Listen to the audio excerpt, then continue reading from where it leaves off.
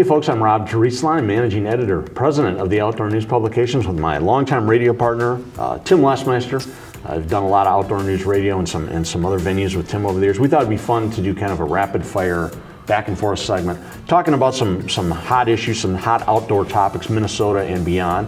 Our fine videographer here, Abigail Dupay, is going to read some of the questions to us. Hi guys. And then Tim and I will take off. And Tim, it's good to have you here. Sounds great. This is going to be fun. It's going to be a fun segment. We'll see if people like it. Maybe we'll do it some more in the future. So off we go. Abigail, what's our first question? Moose versus wolves. Are the wolves eating all the moose in northern Minnesota, or is climate change killing moose? If climate change, then why are moose thriving on Isle Royale? This is a question I see brought forth on social media a lot. I saw it being kicked around recently, suggesting that, well, it must be the wolves eating all the moose in northeastern Minnesota because there's all kinds of moose on Isle Royale, and that's just, 30, 40 miles off the tip of northeast Minnesota. I don't think it's that simple. Your take, Tim? Well, I think the wolves are definitely eating moose in northeastern Minnesota, but is it affecting the population of moose? Yeah, it is. But you have to take into consideration there are other things killing the moose as well. And we're talking about ticks, and we're talking about brainworm, and we're talking about stuff like that.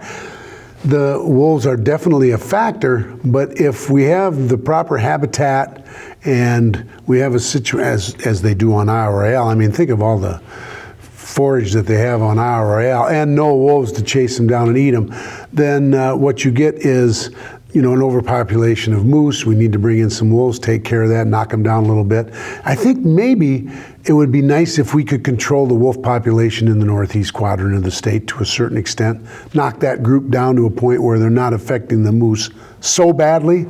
But right now we can't hunt the wolves. We should be able to. And I absolutely agree with that. I think we should have a wolf hunt. We got to let the feds have got to get on board with that. I do think climate change potentially is a factor. Well, why isn't it a factor on Isle Royale? Well, because you've got a lake effect on that entire island. I think the climate is slightly cooler there. I think as white-tailed deer move farther north, we've got more diseases. You got brainworm, you got liver flukes, you got ticks that are making moose overall weaker and more susceptible. But then you've got a great population of moose in North Dakota, and it's warm there. But you don't have as many deer. You don't have the brainworm thing. We've talked about this in the paper. There's a vector, intermediate vector, some snail that I guess is found in forests that you don't have out there in the prairies. There's never been as many moose in North Dakota as there were in but there's no wolves in North Dakota, and there's not any moose getting killed by wolves. That's absolutely true. There's also no wolves in northeastern United States, Maine, some of those states where the moose population is also declining the edge of its range. So I just think it's a little more complicated, a little more complex than to say wolves are killing all the moose. I just think we've got to scratch a little deeper than that. And Abigail's going to try to keep us on point. No more than 3 or 4 minutes per question, right, Abigail? What's our next topic? Youth hunt. Will the recent youth deer hunt in Minnesota result in pressured deer that will limit harvest success during the regular deer opener? A little bit of controversy, Tim, about the recent statewide youth hunt fell over MEA weekend. It had been in the southeast and the northwest part of the state, kind of on a small scale. All of a sudden this year, statewide. Killed 5,600 deer. Pretty good little hunt. Is great. The kids were out. Is that going to affect... are the deer going to act like pressured deer here as we come up on the regular deer opener now? Yeah, in certain areas they're definitely going to be pressured, and it's going to make it tougher on the hunter that goes out during the regular season. But in some areas it's not going to matter much. I do believe that they should allow this youth hunt only maybe at the end of the season instead. And then they could just basically open it up and say, okay, kids, go out there and kill all the deer that are left. But it's cold then, Tim. I know, just kill all the deer that are left. They like this MEA thing because it's warm. The kids can get out and they can hunt when it's warm. But if they were to create a weekend that was giving them Thursday and Friday off of school, if you deer hunt, then all the kids that are in school would be deer hunting. Okay. So it's got to be a special deal. Okay, if you're deer hunting, you can skip school on Thursday and Friday, but if you're not deer hunting, you got to come to school. Do you think there's going to be a kid in this state that's not deer hunting? Every one of them will be deer hunting. That'll inspire a whole new generation. Absolutely. Of deer hunting. And then if you say you can kill as many as you want, then they'll have some fun out there, won't they? Well, we'll see. I think it's all going to come down to how well hunters do during the regular season. It's going to be tougher during the regular If we kill a lot of deer, if we're having over 200,000 deer kill with the regular open and good weather, and we kill a lot of deer, I think everybody next year is going to say, oh, that youth hunt's okay. If the harvest is down, I think there might be a little more backlash to this thing. And you know that there's going to be certain individuals that are going to say that youth hunt had a lot of people in the woods that I usually hunt, and all of a sudden the deer went nocturnal. I didn't see a thing when I was in my deer stand. As far as I'm concerned, we got to keep these kids out of the woods. Minnesota just announced a new catch and release state record muskie caught October 11th by an Iowa man on Lake Vermilion. Do you support the catch and release records program or consider it unnecessary since these fish aren't overall state records? So we've got 4 species, right? Sturgeon, northern pike, muskie, and flathead catfish that are part of this catch and release state record program. I guess it doesn't hurt anything. I think some of the public, some of the mainstream media gets a little confused when these stories come out, and they think it's a new state record, overall record. It's really not, right? No, it's not. It's a record for a fish that has been caught and released, and you truly never really know for sure if that is a record or if it's something that somebody just measured, added a few inches to, and it looks good in the picture. It looks great in the photograph. I think most of these catch and release records are actually a joke. It's a farce. It shouldn't be allowed. They should actually, I don't think they should have any records, if you want to know the truth, because it's almost impossible to verify records. When Joe Feligy came out with his book and he was going to be generating some stories from all of the different individuals out there that had state records on the books, most of those people said, I'm not going to talk and I want my record taken off the books. Which goes to tell you that there was a problem here with these records. And so now all of a sudden we've got a whole bunch of new state records, and most of those are probably legitimate, but no one cares. You know, it tried to solve a problem with this catch and release program where for years in Outdoor News and other publications we'd get pictures of people said this was probably a state record, but I released it. So the DNR tried to overlay some sort of protocol over it and try to verify the size of some of these big fish and be positive about catch and release, which is a good thing, right? We want to release these big fish so other people can catch them so they can go out and spawn and that sort of thing. I just think it's a little confusing, and ultimately it's not a state record until you kill the fish and you measure it and it has to be weighed. It has to be weighed and on a certified scale. Exactly. So it's a cute little story. I just think it's important the media understands that these aren't overall state records. Yeah, and I don't think most people really care about records anyway. All right, well, I think human nature dictates that people do more than perhaps you believe, Tim, but that's just my opinion. Just the people that are competitive and like records. There you go. The federal government has killed 2,400 eastern barred owls in Oregon and Washington to prevent them from hybridizing with threatened spotted owls.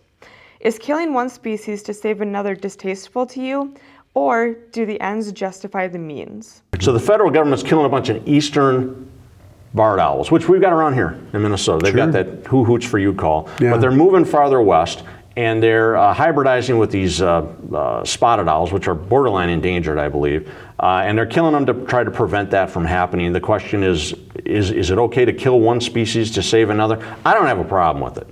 To me, there's no shortage of barred owls in the world. If you got to kill a few at the edge of the range to save another species, I'm absolutely fine with it. I got a huge problem with it. Uh-oh. And the reason that I do is because you're killing one species to save another when all you have to do is open a season on the species that you're having a problem with, spotted owls. Barred owls. No, spotted owls. It's the spotted owl that's near the endangered species list, and those are the ones that we are having a problem with. There obviously are, the population is shrinking. So we open a hunting season. We open a hunting season on that species, and before you know it, you're going to have groups like Spotted Owl Unlimited, and then all of a sudden they're going to be creating cash flow to generate some habitat for the spotted owl, educating individuals, and there'll be a season on them so we can start shooting them. Recipes for spotted owls, spotted owl pot pie. And what we're going to do is we're going to see, I'll tell you what, if you had a season on condors, California condors, we'd be up to our armpits in them. Thousands of them everywhere. Okay. I'm telling you right now, if you want a species to grow in population, you open a hunting season on it. Forget about the barred owls. They'll take care of themselves. Worry about the spotted owls. We need a season on those. they're the ones we should be killing. All right, well, in the meantime, between now and someone smart like you starts spotted owls forever, I don't have a problem with shooting the barred owls on the edge of the range. But people have made that point before. I do. And perhaps you're right, Tim. The two of you commented on the radio earlier this year about the Trump's administration decision to ban bump stocks. Are you surprised at how little backlash that action's generated? We talked about this quite a bit, March, April, May. I don't know if any other outdoor communicators in the country talked about it. I know. Other than the two of us. I thought it was a pretty big deal. I thought it was the biggest, arguably, anti-gun action we've seen since the assault weapon ban in the early 90s. I think it's a big deal when the government says we're banning this product, you can't own it anymore. Potentially, it will be taken away from you. I was surprised that, now if you dug deep on social media, especially like I think during the NRA convention, you could find people on Twitter and other social media platforms who were mad, who were voicing those complaints. But you had to dig pretty deep to find it. Real deep. It was on none of the major news stations. Yeah, none of the cable news networks covered it. Just a blip here, a blip there. And we were talking about a program here that literally banned a piece of plastic that was used to take a semi-automatic weapon and make it shoot a little faster.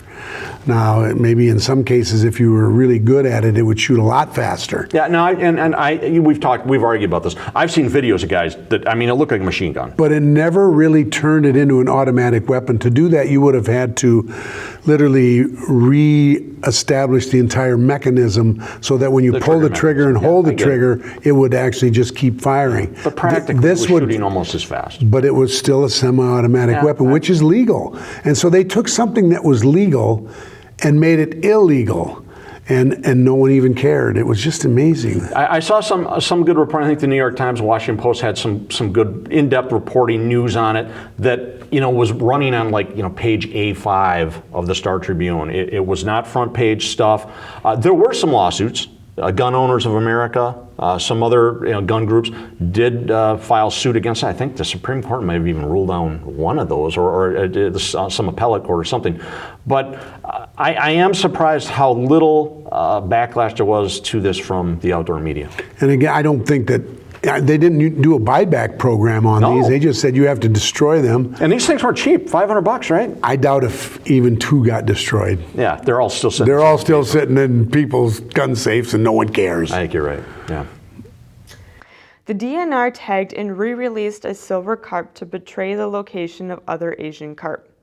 Do you support the use of invasive individual fish as Judas fish?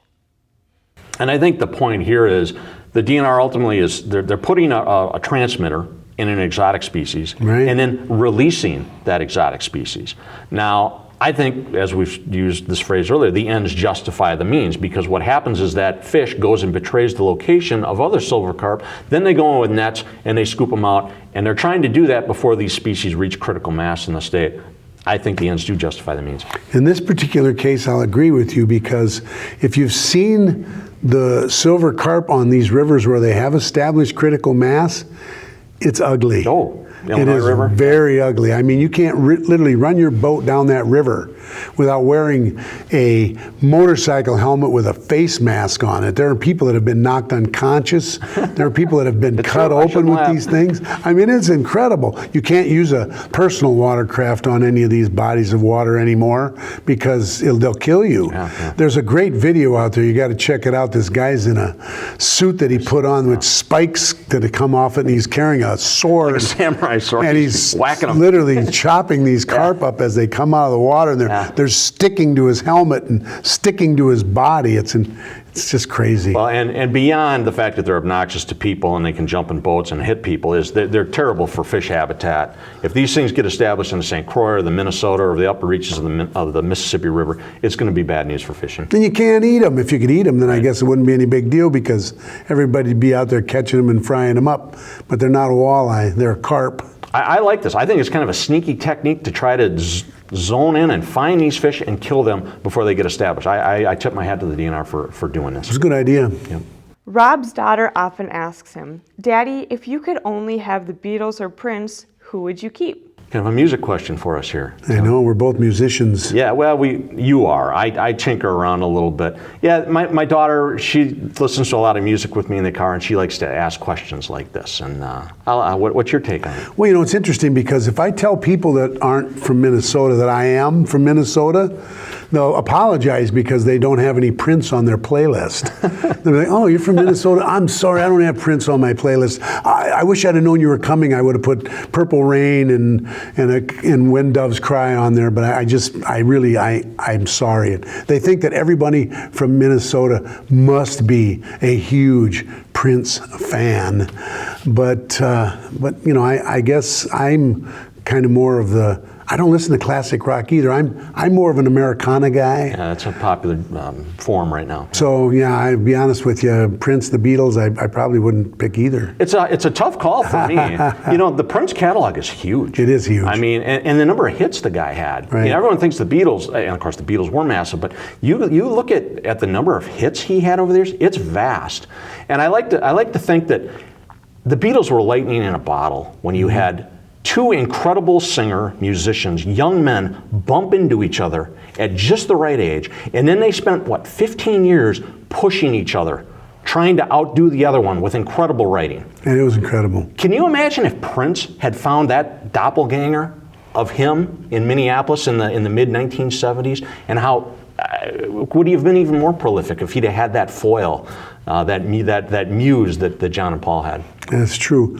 Prince actually was a very interesting individual. He was truly introverted as could be. Oh, you met him. I have. Yeah, I met him a couple of times and hung out with him a couple of times.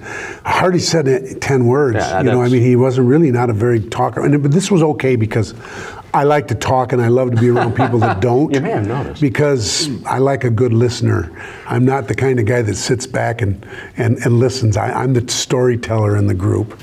So I think he was actually appreciative that he had somebody that would actually talk at him. And so it was kind of fun. And I didn't talk music. We talked about bluegill fishing, actually. I'm kidding. But, you know, the thing that I find with a lot of people that are geniuses in the music business, that are songwriters, that create this tremendous stuff, they're usually just a little warped. John Lennon was just a little warped. Without question. Yeah.